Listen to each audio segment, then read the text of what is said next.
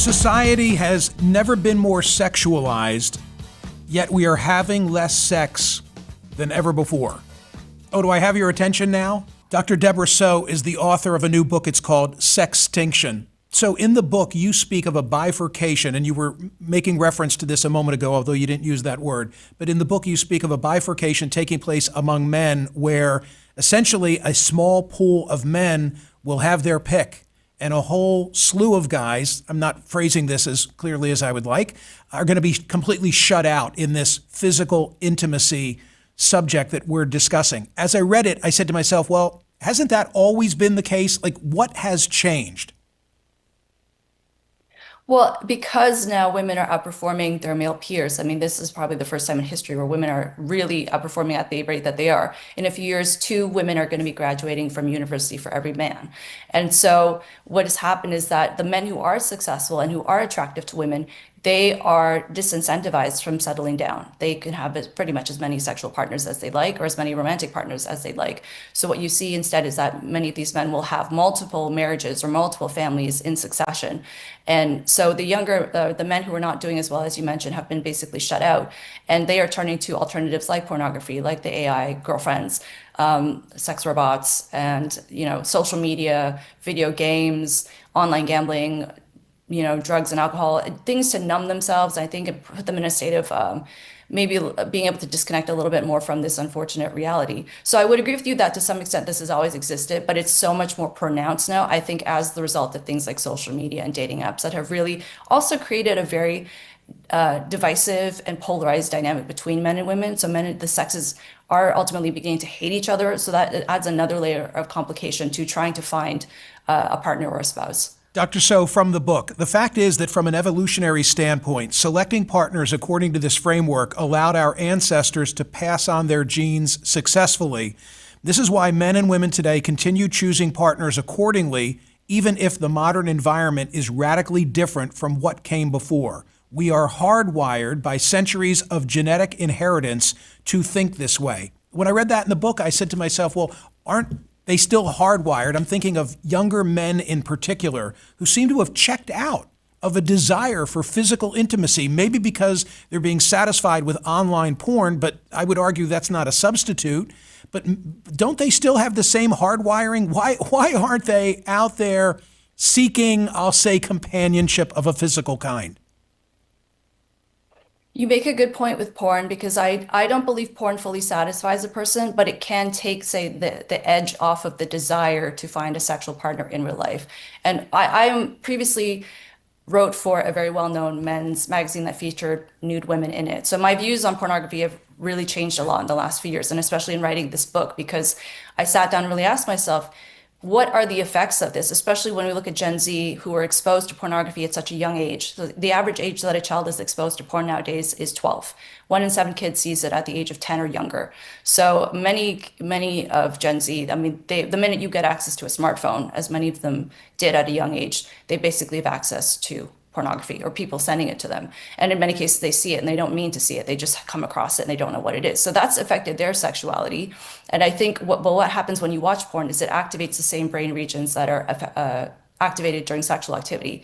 So when you're watching pornography, your mind feels, or you feel as though you're actually experiencing sex when you're not. So the associated orgasm that comes with that can be reinforcing. It can serve as a coping mechanism for people who, say, are less motivated or depressed or struggling in life. And so I think it becomes a bit of a self-reinforcing loop. So I think that is why many men are, to some degree, they're not fully satisfied, but it helps them to cope with the fact that they don't have someone. And then with the technology, I know I've heard you speak about AI girlfriends in the past, and I do think this is potentially very dangerous because it adds the emotional element. It makes it a lot more realistic. And because these AIs really do, I was so amazed at how real they are. It really feels like you're talking to another human being. I think that also is adding to this lethargy. And more broadly, if you are masturbating and having an orgasm every day looking at pornography, as some young men are, or multiple times a day in some cases. I've heard cases of young children watching porn at school, in the morning before they go to school, when they come home from school. If this is a regular part of your life, it becomes normalized to the point where maybe you don't even want a real life partner because you've never experienced that, or you think it's too complicated, Well, especially post Me Too, I have to say. Can I say, to that end, it also makes me pity a 16 through, I don't know, 28-year-old young woman who now finds herself in the company, maybe instead of being attracted to the older guy, which seems to be the trend that you describe in the book, maybe she finds herself in the company of a contemporary who now has unrealistic expectations because his only knowledge of intimacy is what he's watched on a video screen, and he has an expectation now that that's what he's going to get from her. Yeah, I've heard that a lot from young women, and I don't blame young men for this. I think, I really feel for both sexes because I think porn has done a disservice to both, and especially for young guys who grew up on this, who didn't know that this is not reflective of real life sex. You don't learn about how to treat your partner before sex, after sex, even what real sexual activity looks like. So for many women, after sexual activity, they'd like to be held by their partner. They want to feel wanted. They want to feel comforted. For women, there's more oxytocin that is released during sex than for men. And for men, their bonding hormones go down to zero after they finish, we'll say. So what happens is, most women want to feel comforted after. And if your partner just gets up and leaves, as you would if you're watching pornography, all you do after, I suppose, is close the browser, right? So, I mean, I don't watch porn myself, but that's my sense of it. So there's nothing really required of you after having an orgasm if you're watching porn. Whereas if you have a real life person sitting in front of you, they're going to want more from you. And especially in the context of a relationship, porn doesn't teach you about how to interact with another person. Even I would say how to pursue women and to handle the rejection that comes with that. So there's a whole piece of the puzzle that is missing. So I feel for both sexes. Thank you to my friends at Parks Casino in Shippensburg. Parks Casino Shippensburg, all in with 12 brand new tables across 2 action-packed pits as they celebrate their 3rd anniversary. Wow, time flies.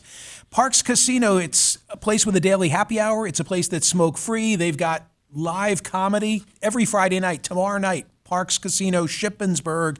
And then every Saturday night in a lounge called the Side Pocket, they have live entertainment. What a great opportunity for mingling. You can play live blackjack and roulette and 3-card poker and Ultimate Texas Hold'em live and fast and full of energy. The thrill you've been waiting for, the mingling opportunity you're waiting for is at Parks Casino.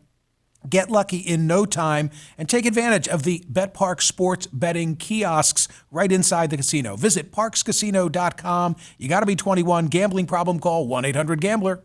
So in the book, I should say, you remind me of my friend Scott Galloway, and the way Scott references it is to say that men need guardrails, and guardrails are provided when men are in pursuit of women. From your book, the problem with technological alternatives like pornography, artificial intelligence-driven companions, and purchase nudes is that they remove men's desire to better themselves so that they can attract a real-life partner.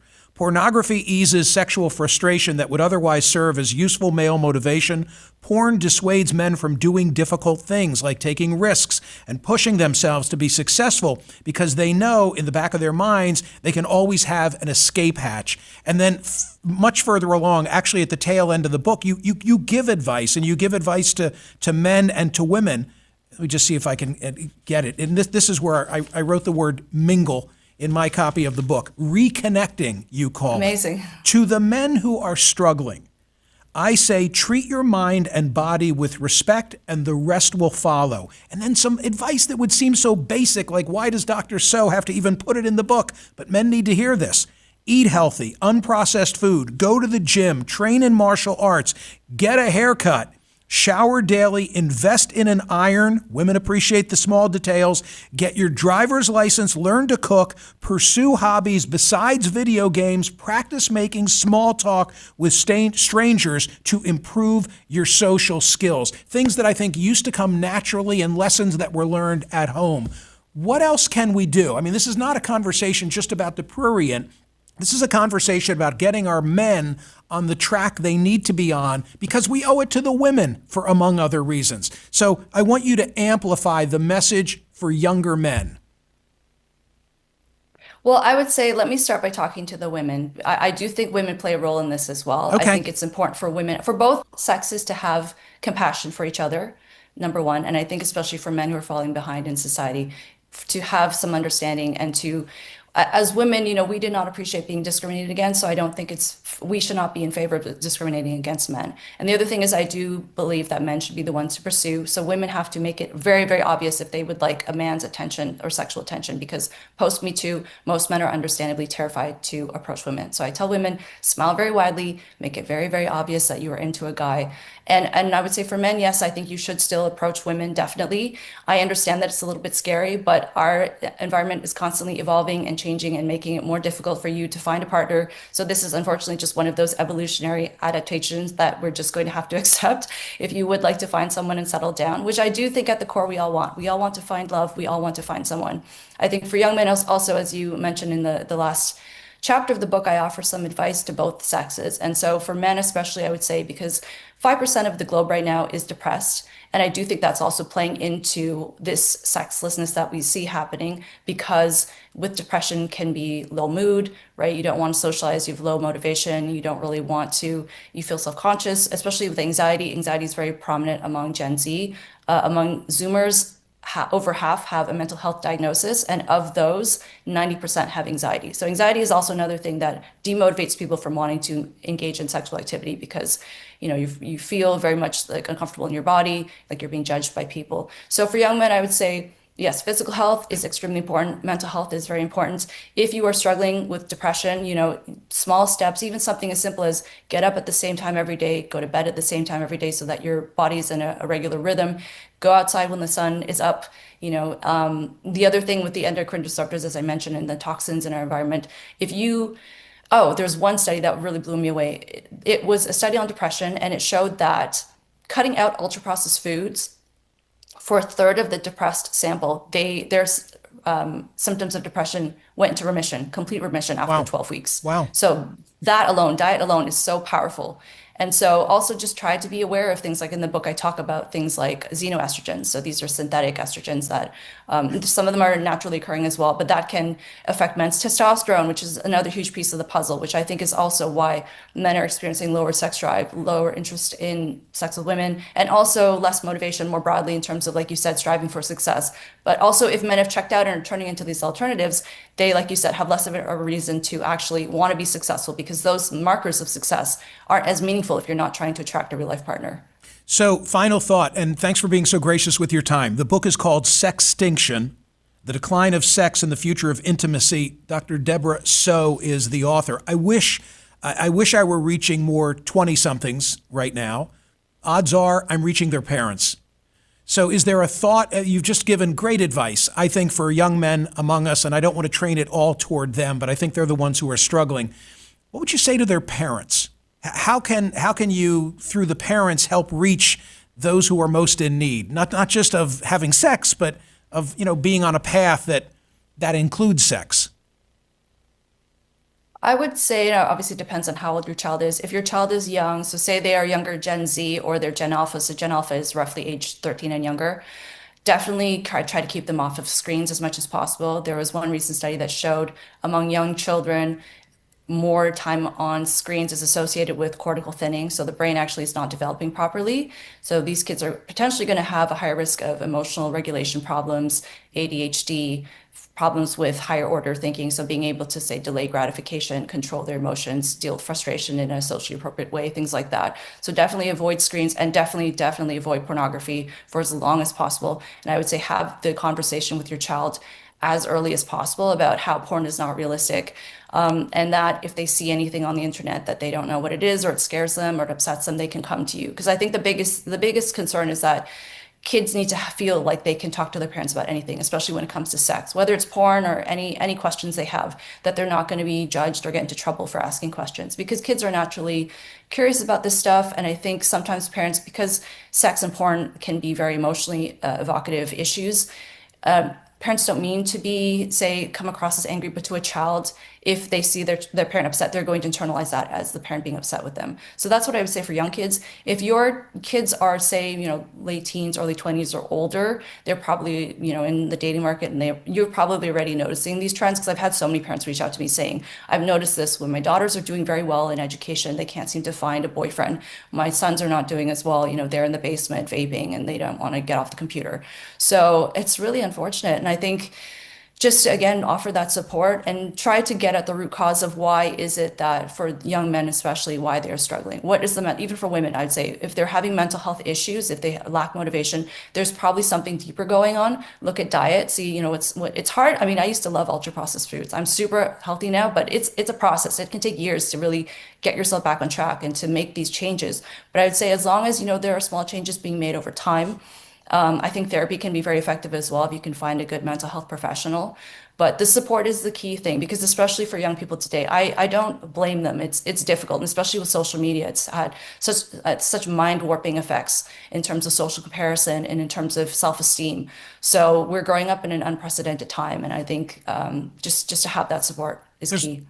There's a lot there to unpack. Thank you so much. You've given us a great deal to discuss and to think about, Dr. Soh. I wish you good things with the book. Thank you so much. Debra Soh's book is called Sextinction, The Decline of Sex and the Future of Intimacy. Hi, everybody. It's Michael Smerconish. If you like this video and you want to see more like it, please subscribe to my YouTube channel. We post videos every day tackling the biggest political issues from the middle of the road, from an independent perspective. There's no suiting up in partisan armor. It's all about evaluating the available information and then reaching a fair conclusion. Also, check out the Mingle Project playlist. You'll hear and watch more about my passion, how we need to come together and establish common purpose to bridge the divides in our political discourse. Subscribe now. I'll see you tomorrow.